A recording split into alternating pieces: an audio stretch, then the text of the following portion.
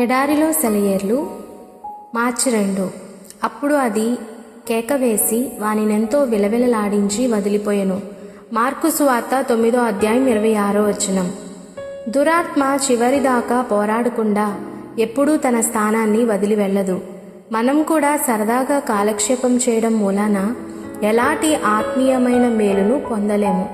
కానీ యుద్ధరంగంలో నిలిచి పోరాడితేనే మనకు రావాల్సిన దాన్ని దక్కించుకోగలం.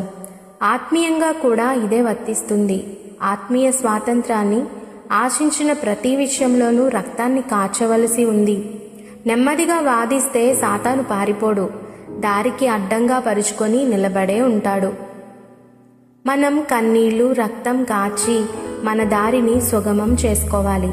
ఇది మనం గుర్తించుకోలేకపోతే మనకున్న ఇతర భారాలకి ఈ అజ్ఞాన భారాన్ని చేర్చుకున్న వాళ్ళం అవుతాము. మనం తిరిగి పుట్టింది శిశు సంరక్షణ కేంద్రాల్లోని మెత్తని పట్టుపరుపులో పడుకోవడానికి కాదు, ఆరుబయట నిలబడి తుఫాను తాకిడిని తట్టుకోవడానికే. దాని బీభత్సంలో నుంచి మన శక్తిని జుర్రుకోవడానికే మనం క్రీస్తులో మళ్ళీ జన్మించాం. ఘోర శ్రమల ద్వారా దేవుని రాజ్యంలో ప్రవేశించాలి. చెరసాల, ఖడ్గం, అగ్నిగుండం అన్నిటికీ ఎదురు నిలిచిన మన తండ్రుల విశ్వాసం. ఈ మాటలు వింటే మనకెంత గర్వం!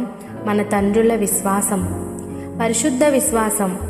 దానికి వారసులమవుదాం.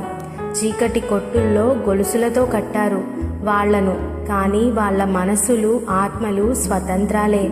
వారి సంతానం అదే దారిన వెళ్ళగలిగితే ఎంత మేలు! అది వాళ్ళకెంత క్షేమం! అట్టి కృప దేవుడు మనకి దయచేయం గాక. ఆమేన్.